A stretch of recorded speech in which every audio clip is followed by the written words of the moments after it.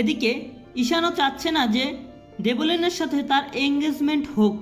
অন্যদিকে আয়ুষ কুসুমকে দেখে চমকে যায়, তার মনে লাড্ডু ফুটতে শুরু করে, কিন্তু কুসুম কিছুই বুঝতে পারে না। তো বন্ধুরা, আজকের পর্বে আমরা শুরুতেই দেখতে পাবো ইন্দ্রাণী গাঙ্গুলি ঠাকুরের কাছে প্রার্থনা করে বলছে, তো তোমার আশীর্বাদে দেবলীনা এবারের বউ হতে চলেছে ঠাকুর। আমি জানি দেবলীনা এবারের যোগ্য বউ হয়ে উঠবে, আলো করে রাখবে এই বাড়িটাকে। আমার বিশ্বাস, তুমি শুধু আশীর্বাদ করো ঠাকুর, কালকের অনুষ্ঠানটা যেন সুষ্ঠু সুন্দর মতো হয়। অন্যদিকে আমরা দেখতে পাবো দেবলীনার বাড়িতে ঈশানকে ডেকে দেবলীনা গিফট দিচ্ছে, কিন্তু কি গিফট দিল যা দেখে ঈশান রেগে গেল। তো বন্ধুরা, ঈশান যখন গিফটের প্যাকেট খুলে দেখতে পায় কুকুরের গলায় যে রশি পরানো হয় ওটা ভিতরে গিফট হিসেবে দেবলীনা তাকে গিফট করেছে। সেটা দেখে ঈশান রেগে যায় এবং দেবলীনাকে জিজ্ঞেস করে এটা কি। দেবলীনা উত্তরে বলে ওঠে, বিয়ের পরে তো তোমাকে আমার কথায় উঠতে হবে, বসতে হবে। এই গিফট তোমার জন্য। আমি তোমাকে এই রশি ধরে টানবো যেভাবে, তুমি সেভাবে আসবে। এটা শুনে ঈশান রেগে যায়, কিন্তু কিছুই বলতে পারে না, কারণ এটা তার মায়ের পছন্দ করা মেয়ে, সেখানে তার কিছুই বলার নেই। এরপর ওইখান থেকে অপমান হয়ে সে বাড়িতে চলে আসে। এদিকে আমরা দেখতে পাবো দেবলীনাকে যে গিফটগুলো পাঠানো হবে সেগুলো প্রস্তুত হয়েছে। ইন্দ্রাণী গাঙ্গুলি এনে সেগুলোকে আবার ভালোভাবে দেখছে। সেখানে ইন্দ্রাণী গাঙ্গুলির একটা পছন্দের ফটোর ফ্রেম দেবলীনাকে সে গিফট করবে, সেটাও সে দেখছে এবং সবাইকে দেখাচ্ছে। এদিকে সবাই খুশি, ওইদিকে ঈশানের মদ্যপানে ব্যস্ত, কারণ সে কিছুতেই মেনে নিতে পারছে না কারোর কথায় তার উঠতে হবে, বসতে হবে এবং দেবলীনার বাসায় ডেকে নিয়ে তাকে অপমান, সব কিছু মিলিয়ে সে অনেক ডিপ্রেশনের মধ্যে মদ পান করছে।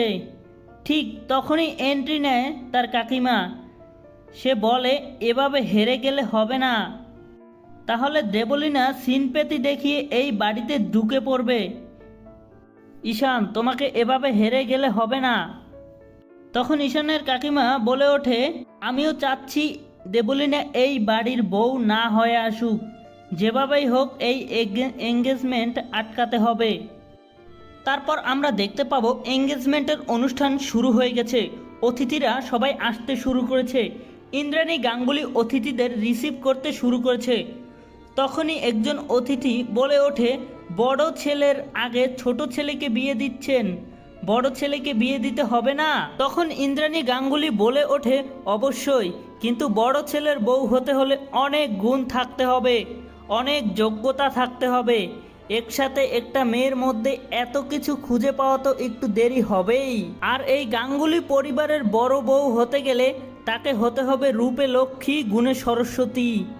বিনি সুতোর মালার মতো এই গাঙ্গুলি পরিবারকে বেঁধে রাখতে হবে তাকে, যার আলোকিত হবে এই গাঙ্গুলি বাড়ি, যার চোখে একরাশ স্বপ্ন, কিন্তু সেই চোখের দিকে তাকালে শুধু শান্তি পাওয়া যায়।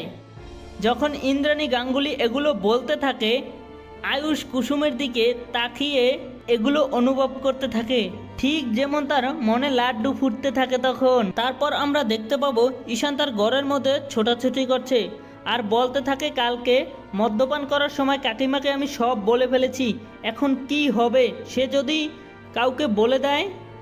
এটা বলে সে অস্থির হয়ে বলছে, দূরও, কিছুই ভালো লাগছে না, মনে হচ্ছে মরে যাই। ঠিক তখনই তার রুমে তার কাকিমা এন্ট্রি নিল, পিছন থেকে এসে বলে, মরে যাওয়া থেকে তো কাকিমাকে বিশ্বাস করা ভালো। ঈশান, কি মনে করো তুমি? তখন ঈশান বলে উঠল, কাকিমা, তুমি তো আগে আমাকে কখনোই সাপোর্ট করনি, হঠাৎ এখন কেন এত সাপোর্ট করছো? ঠিক তখনই তার কাকিমা বলে ওঠে, সময় বদলায় ঈশান, আমি কখনোই চাই না দেবলীনা এই বাড়ির বউ হোক।